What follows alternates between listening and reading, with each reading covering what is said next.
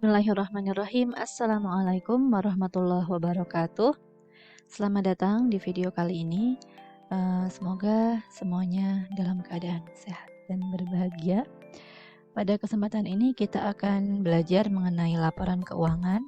Ini merupakan salah satu topik pembahasan di pengantar akuntansi.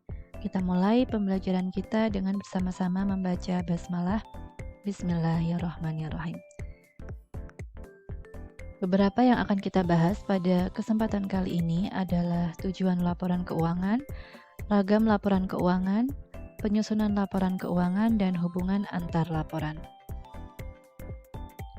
Laporan keuangan merupakan hasil akhir dari proses akuntansi. Teman-teman kemarin sudah belajar bahwa siklus akuntansi itu dimulai dari apa saja?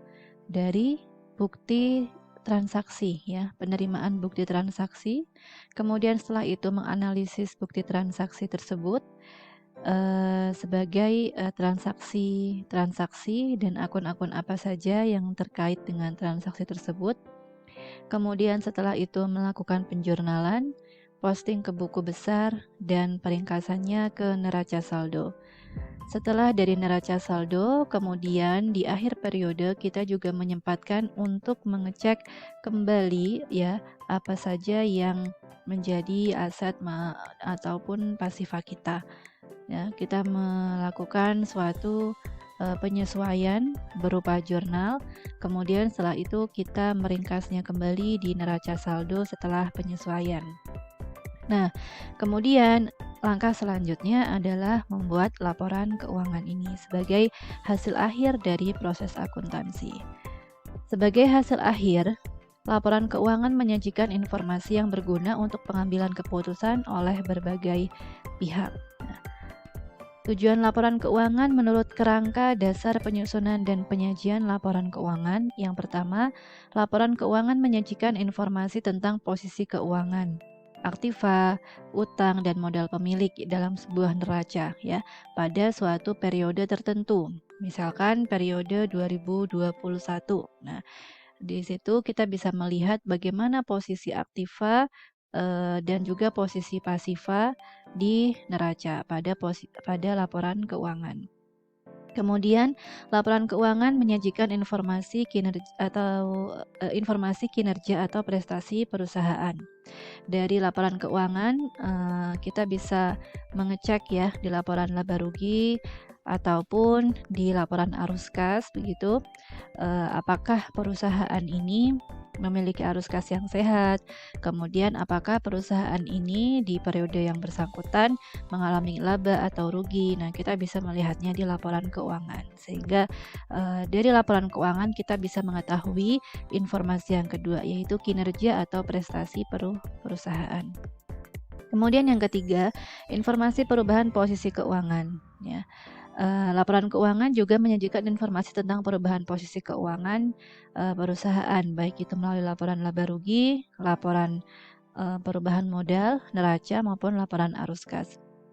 Yang keempat, laporan keuangan mengungkapkan informasi keuangan yang penting dan relevan dengan kebutuhan para pengguna laporan keuangan. Setiap pengguna laporan keuangan bisa memperoleh informasi yang mereka butuhkan dengan melihat laporan keuangan suatu entitas perusahaan. Beberapa ragam laporan keuangan, antaranya neraca atau laporan posisi keuangan, laporan laba rugi, laporan perubahan modal, dan laporan arus kas. Selain itu juga ada perusahaan atau ada satu lagi ragam laporan keuangan yang lain, yaitu catatan atas laporan arus kas.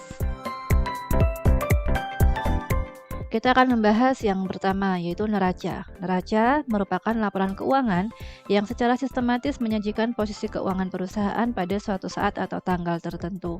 Neraca ini disebut juga laporan posisi keuangan. Di neraca ini kita bisa melihat ada suatu perbandingan antara aktiva dan pasifa. Aktiva ini terdiri dari aktiva lancar dan akun-akunnya. Kemudian aktiva jangka panjang, aktiva tetap berwujud, aktiva tetap tidak berwujud, dan aktiva lain-lain. Sementara di sisi pasifa kita bisa mendapati utang lancar, utang jangka panjang, dan modal pemilik.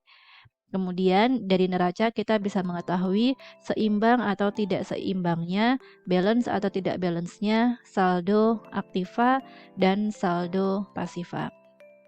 Dalam suatu laporan keuangan yang baik dan benar, sisi aktiva dan sisi pasiva harus sama karena ini adalah hukum persamaan dana ya.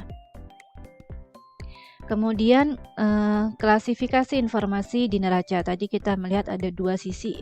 Sisi pertama terdiri dari aktiva dan sisi yang kedua terdiri dari pasiva yang mana sisi pasiva ini di dalamnya ada utang-utang dan modal pemilik.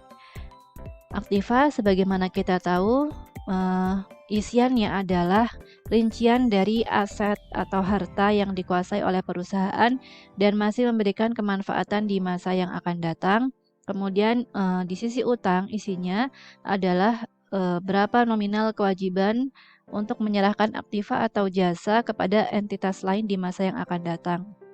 Jadi utang ini isinya misalkan utang usaha gitu ya, atau utang wesel. Nah, bisa juga ada isian yang secara redaksi itu bukan utang ya, melainkan pendapatan diterima di muka. Nah, pendapatan diterima di muka ini berarti merupakan kewajiban perusahaan untuk menyerahkan jasa atau menyerahkan aktiva kepada entitas lain di masa yang akan datang gitu ya teman-teman. Jadi kalau teman-teman menemukan ada akun pendapatan diterima di muka, maka itu tidak diperlakukan sebagai pendapatan, tetapi diperlakukan sebagai utang. Jadi nanti akun tersebut tidak masuk ke laporan laba rugi, tapi masuknya itu di neraca gitu ya. Kemudian yang ketiga, isian dari modal pemilik adalah hak pemilik perusahaan atas aktiva bersih perusahaan, di mana modal pemilik ini adalah aktiva-aktiva itu dikurangi dengan utang. Nah, ketiga informasi ini, ketiga akun ini disajikan dalam suatu neraca atau laporan posisi keuangan. Dan karena ini posisi keuangan ya, maka aktiva dan pasiva tadi seperti kita singgung sebelumnya itu harus seimbang. Harus seimbang antara penggunaan dana dengan sumber dana. Nah, ini contoh aktiva lancar. Kita skip saja ya, teman-teman. Nanti kalau teman-teman butuh membaca, silakan di pause. Tetapi sebetulnya untuk rincian ini kita sudah pernah membahasnya di pembahasan terkait dengan buku besar, gitu ya. Di PowerPoint tentang buku besar, di buku atau di penjelasan tentang buku besar kita pernah menyinggung masalah apa saja yang termasuk aktiva lancar, aktiva jangka panjang, gitu ya, dan lain-lain. Nah, kita tinggal mempelajarinya gimana cara menulisnya gitu ya nanti di neraca. Di neraca aktiva lancar itu dituliskan seperti ini teman-teman. Jadi seluruh aktiva lancar itu didata ya, apa saja aktiva lancar yang dimiliki oleh perusahaan, contohnya kas, surat-surat berharga, piutang wesel, piutang usaha, bahan habis pakai. Ini sebagai contoh ya karena ada banyak sekali akun-akun aktiva lancar yang lain yang mungkin dimiliki oleh perusahaan lain gitu ya. Nah, kemudian setelah itu total aktiva lancarnya berapa. Kemudian aktiva jangka panjang, ini kita juga skip karena kita di kelas ini lebih mempelajari kepada perusahaan perseorangan ya maupun firma. Untuk perusahaan perseorangan seperti ini kita tidak mempelajarinya. Cuma bisa jadi meskipun dia perusahaan perseorangan memiliki aset berupa investasi jangka panjang seperti saham dan obligasi. Nah, misalkan ada, maka penulisannya seperti ini ya.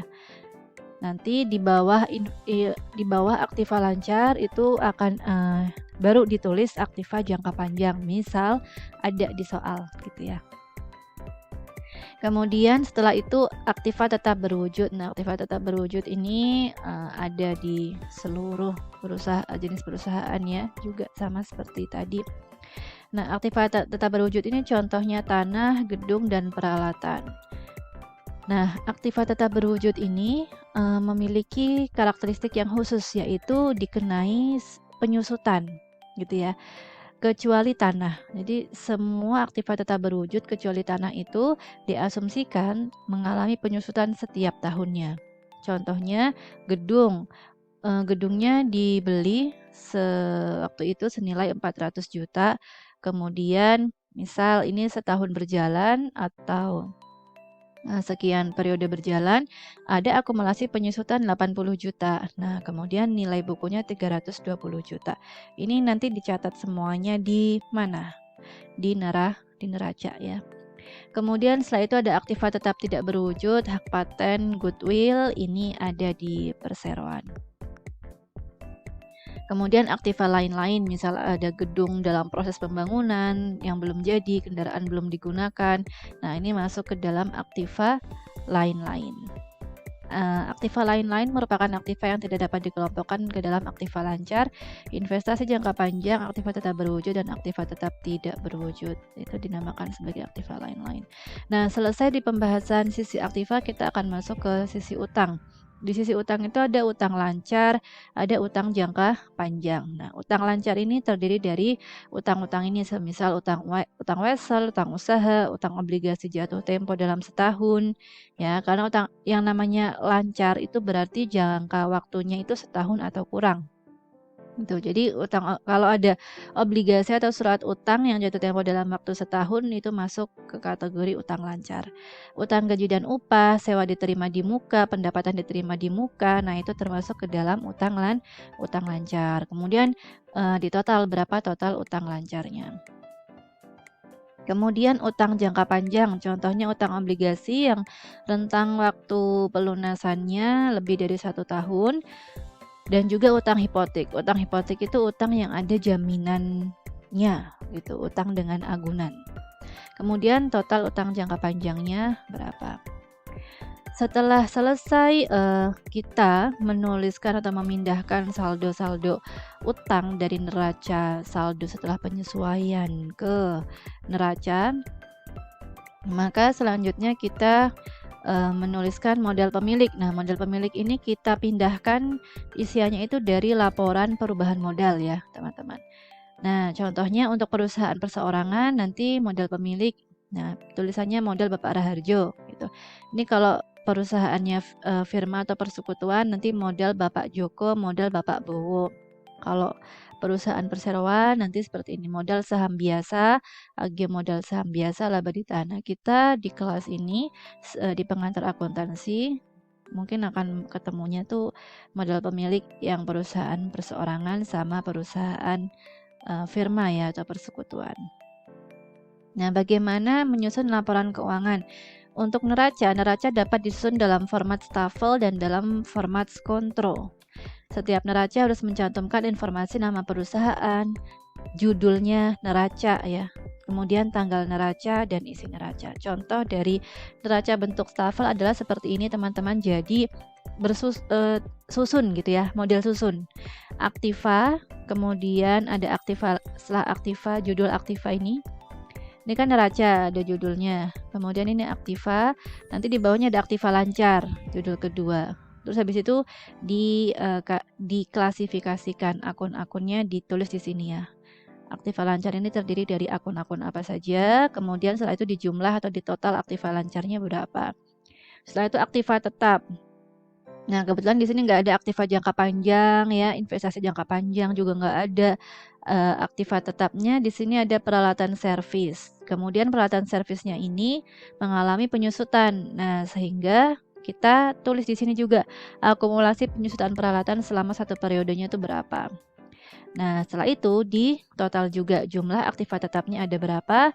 Kemudian jumlah aktiva atau total aktivanya tinggal jumlah aktiva lancar ditambah dengan jumlah aktiva tetap. Seperti itu. Kemudian baru setelah aktiva kewajiban atau utang ya. Utang di sini di perusahaan bengkel mobil ini sebagai contoh ada utang usaha sama utang gaji gitu. Nah, maka nanti jumlah kewajibannya merupakan total dari utang usaha dengan utang gaji. Kemudian setelah itu modal ya, setelah utang, setelah aktiva, utang, yang ketiga adalah modal. Di sini karena perusahaan perseorangan maka modalnya cuma satu tadi ya, seperti yang dijelaskan sebelumnya, ditulis di sini modal hadian itu berapa. Nah, kemudian selanjutnya kita total sisi pasifanya. Sisi pasifa terdiri dari kewajiban atau utang dan modal. Kewajibannya tadi totalnya 840, kemudian modalnya 2.840. Nah, sama-sama 3.680.000 di sisi aktiva dengan sisi pasiva sama ya, balance. Kemudian kalau neraca bentuk kontrol seperti ini lebih mudah dipahami karena teman-teman nanti bisa langsung ngecek balance enggaknya itu lihat di kiri dan kanan. Saya pribadi lebih suka untuk mengerjakan neraca itu juga dengan model seperti ini ya, bentuk kontrol seperti ini. Jadi kita bisa langsung membandingkan sisi kiri yang mana merupakan sisi aktiva yang saldo normalnya itu ada di sisi debit dengan pasiva yang saldo normalnya itu ada di sisi kredit di sisi kanan. Tuh. Sebagai contoh seperti ini, di sini ada aktiva lancar, aktiva tetap, kemudian utang lancar dan modal di sisi pasiva.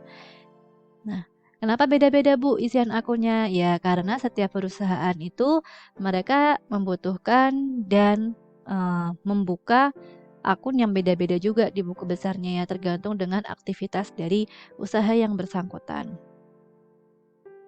Kemudian kenapa kita menyusun neraca? Karena neraca ini memiliki manfaat likuiditas dan fleksibilitas. Likuiditas merupakan suatu alat ukur untuk menilai kemampuan perusahaan untuk menunaikan utang-utangnya tepat waktu pada waktu yang telah disepakati. Kemudian fleksibilitas, suatu alat ukur untuk menilai kemampuan perusahaan dalam mendapatkan sumber dana. Yang kedua, kita akan menyusun laporan. Sebenarnya neraca ini itu last result ya. Ini kalau neraca itu hasil paling akhir. Sebelum kita ke neraca itu kita melewati 2 laporan pendahuluan teman-teman, yaitu laporan laba rugi dan laporan perubahan modal. Nah, laporan laba rugi ini merupakan laporan keuangan yang secara sistematis menyajikan hasil usaha perusahaan dalam rentang waktu tertentu. Namanya juga laba rugi ya. Berarti laporan ini disusun untuk mengetahui apakah perusahaan ini mengalami laba atau rugi gitu. Di dalam laporan laba rugi ini ada beberapa komponen yaitu pendapatan, biaya, kemudian dari situ kita bisa mengetahui apakah ada untung atau rugi. Dalam menyusun laporan laba rugi, di situ dimuat segenap atau seluruh pendapatan perusahaan itu ditulis di laporan laba rugi. Kemudian untung, biaya, dan rugi pada periode yang bersangkutan. Laporan laba rugi ini juga sebaiknya dan lazimnya disusun dalam posisi vertikal, urut atas bawah. Ya, kalau tadi neraca itu lebih enaknya disusun secara skontro atau kiri dan kanan. Kalau laba rugi itu lebih mudah untuk dibaca kalau disusunnya atas bawah. Kemudian pendapatan dan biaya usaha dipisahkan dari pendapatan dan biaya di luar usaha jika memang perusahaan tersebut memperoleh pendapatan dari luar usaha. Sama seperti neraca ya, isian dari laporan laba rugi itu sendiri juga terdiri dari nama perusahaan, judul laporannya ya, laporan laba rugi, kemudian periode laporan dan elemen-elemen laba rugi. Ada 2 macam laporan laba rugi, yaitu laporan laba rugi bertahap dan laporan laba rugi satu tahap. Ini laporan laba rugi bertahap atau multiple step. Tapi ini laporan laba rugi bertahap ini adalah contohnya di perusahaan dagang ya, teman-teman. Makanya teman-teman di sini bisa melihat ada pendapatan, ada HPP, kemudian ada beban operasional, ada beban administrasi. Nah, kita ini saja, ini perusahaan jasa ya menggunakan single step. Nah, lazimnya nanti kita akan latihan seperti ini. Jadi pendapatan. Pertama kali dari judulnya dari perusahaannya Victory Salon, kemudian judulnya laporan laba rugi, kemudian periodenya 31 Oktober 2013. Di sini ada pendapatan, kita tulis dulu pendapatannya apa saja, kemudian bebannya apa saja. Kemudian setelah itu total pendapatan sebelum beban ini total pendapatannya ditulis dulu berapa, total beban usahanya berapa, laba bersih sebelum pajaknya berapa. Manfaat laporan laba rugi. Laporan laba rugi menyajikan kesuksesan atau kegagalan perusahaan selama satu periode tertentu dan merupakan daya tarik paling besar dari sebuah laporan keuangan ya. Kebanyakan para pengguna informasi ke akuntansi itu ngeceknya tuh laporan laba rugi ya, karena supaya tahu nih perusahaannya itu untung atau enggak, berhasil atau enggak. Seperti itu. Kemudian laporan perubahan modal. Setelah laporan laba rugi, nanti laba atau ruginya itu yang akan dipindahkan ke laporan perubahan modal. Di dalam laporan perubahan modal itu nanti terdiri dari berapa modal awal, kemudian apakah ada laba yang ini diperoleh dari laporan laba rugi, nanti dipindah ke sini ya isian laba bersihnya kalau ada laba. Kemudian modal awal ini modal waktu awal periode akuntansi, modal awal 1 Januarinya itu berapa gitu. Ini kan laporannya kan berarti per bulan ya, ini periodenya tuh 1 bulan.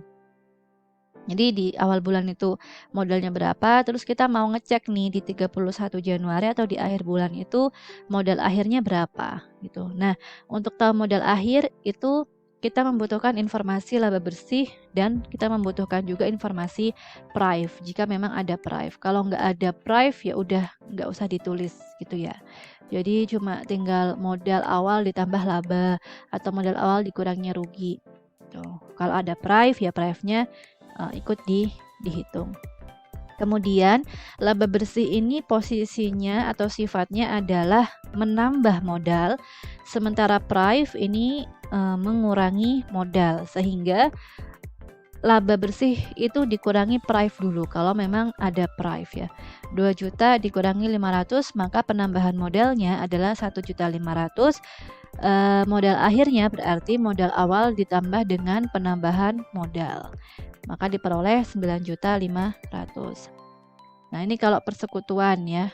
Kalau persekutuan sama kayak tadi cuma dibikin per kolom gitu. Jadi ada berapa pemiliknya, kemudian pembagian labanya ini juga tergantung berapa persentase syirkahnya ya atau persekutuannya gitu.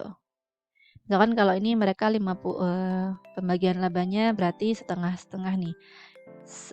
Sama-sama 1.500.000 gitu. Nah, kemudian dikurangi prive-nya kan beda-beda, ada yang lebih banyak ngambil dari perusahaan, ada yang enggak gitu. Nah, itu berpengaruh juga untuk masing-masing. Jadi nanti modal tiap orangnya itu beda-beda. Angga dapat 24.500, Yola dapat 27 gitu ya.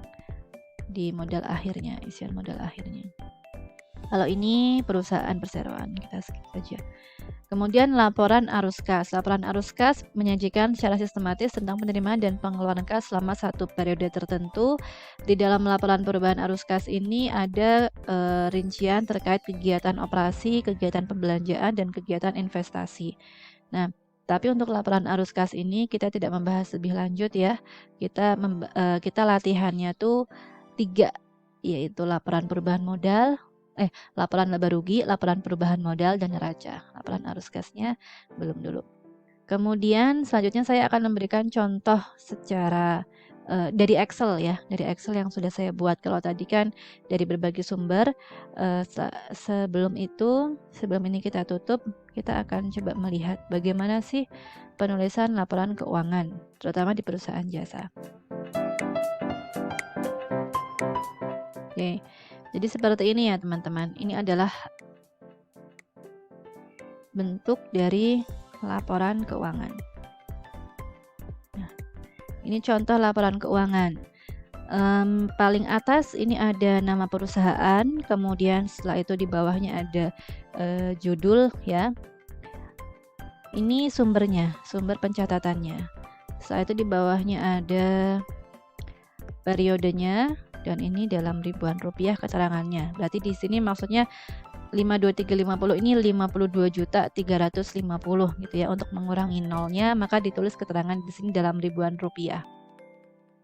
Dari neraca saldo setelah penyesuaian ya ini kita bisa melihat ini penyesuaian atau enggak dari beberapa akun nih. Contohnya ada depresiasi atau penyusutan. Ya, depresiasi itu nama lainnya penyusutan.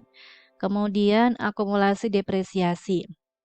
Kemudian ada beban perlengkapan atau beban bahan habis pakai. Nah, kalau kita menemukan akun-akun ini dan sudah terisi, nah berarti neraca saldo ini merupakan neraca saldo setelah penyesuaian. Dari neraca saldo setelah penyesuaian, kemudian kita menyusun laporan keuangan yang pertama, yaitu laporan laba rugi. Oke, untuk laporan laba rugi kita mengisi pendapatan dan beban ya. Pendapatannya kita pindahkan dari yang ada di neraca saldo. Di sini ada pendapatan foto studio ya, kita pindahkan di sini akunnya.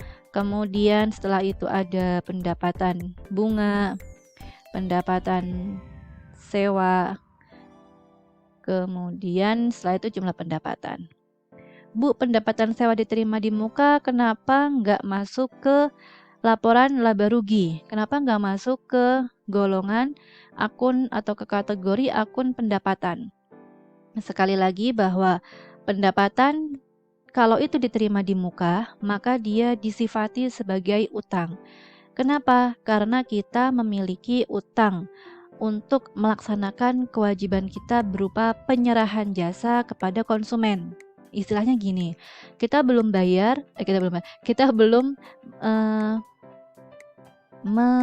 melakukan pekerjaan kita ya.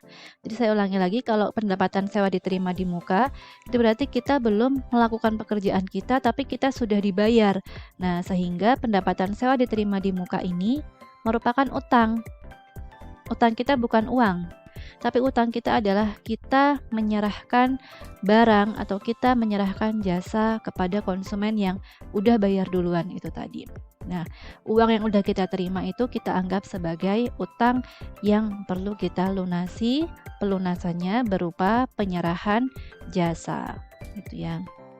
Nah, selesai semua pendapatan itu kita pindah ke laporan laba rugi, maka selanjutnya kita memindahkan akun-akun beban dari neraca saldo setelah penyesuaian ke laporan laba rugi. Nah, di sini bebannya apa saja nih?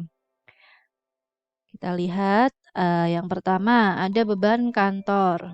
Kemudian setelah itu beban iklan, gaji pegawai. Setelah itu beban perlengkapan fotografi ada di bawah karena penyusutannya. Kemudian depresiasi peralatan fotografi, depresiasi peralatan kantor, depresiasi gedung. Nah, kemudian kita tulis di sini jumlah beban usahanya berapa. Nah, labanya kita peroleh dari menghitung selisih jumlah pendapatan dengan jumlah beban usaha. Maka setelah itu diperoleh berapa laba perusahaan foto studio Aneka. Dari laporan laba rugi kita masuk ke laporan perubahan ekuitas atau laporan perubahan modal. Di laporan perubahan modal ini isiannya ada modal awal dan modal akhir. Kebetulan tidak ada pengambilan pemilik ya, sehingga pengambilan pemiliknya di sini kosong, sehingga yang ada hanya penambahan modal berupa laba bersih. Nah, maka modal akhirnya kita hitung sebagai berikut. Modal awalnya berapa dijumlahkan dengan laba bersih per 2021. Diperoleh modal akhirnya 1.550.100. Setelah selesai kita menghitung berapa modal akhirnya, baru kita menyusun neraca. Nah, di neraca ini menggunakan model skontro ya. Ada sisi aktiva dan ada sisi pasiva. Di aktiva ada aktiva lancar dan aktiva tetap. Kemudian di sisi pasiva ada utang dan modal. Aktiva lancar ini terdiri dari kas, surat berharga, piutang usaha, piutang bunga, perlengkapan fotografi, perlengkapan kantor, dan asuransi dibayar di muka. Kemudian satu dijumlah. Di aktiva tetap di sini ada peralatan fotografi, akumulasi depresiasi peralatan fotografi, peralatan kantor dipasangkan dengan akumulasi depresiasinya, gedung, dipasangkan juga dengan akumulasi depresiasinya. Kemudian akumulasi depresiasi ini bersifat atau berperan untuk mengurangi nilai dari nilai awal, saldo awal aktiva tetap tersebut. Contohnya nih, peralatan fotografi dulu waktu dibeli itu harganya 480.000. Tapi setelah satu periode berjalan menyusut nilainya 96.000. Maka nilai bukunya atau perkiraan nanti kalau aset ini dijual kembali itu 480.000 dikurangi 96.000. Sisanya adalah 384.000. Nah, demikian seterusnya untuk akumulasi depresiasi yang lain ya untuk aktiva tetap. Jumlah aktiva tetapnya dihitung, yaitu total dari nilai buku setiap aktiva tetap. Nanti jumlahnya ini. Total aktivanya berarti penjumlahan hasil penjumlahan dari aktiva lancar dengan aktiva tetap. Kemudian di sisi pasiva di sini ada utang dan ada modal. Utang dari foto studio Aneka ini ada utang usaha, utang gaji, pendapatan diterima di muka, yang mana kemudian kita total ini 20.000 ya. 20.000 dalam ribuan rupiah berarti 20 juta. Nah, modal karena ini perusahaan perseorangan maka ada modal Priyono berapa. Kemudian kita hitung berapa total pasiva dan kita peroleh hasil yang seimbang antara sisi aktiva dan sisi pasiva. Selesai untuk laporan keuangannya. Nah, demikian teman-teman sekalian. Semoga bisa dipahami ya. Oke. Kemudian jika ada pertanyaan nanti bisa ditanyakan kepada saya di kolom komentar maupun di Google Classroom atau di WhatsApp group. Kita akhiri pembelajaran kita dengan membaca hamdalah. Alhamdulillahirrabbilalamin. Wabillahi taufiq wal hidayah. Waridha wal inayah. Wassalamualaikum warahmatullahi wabarakatuh.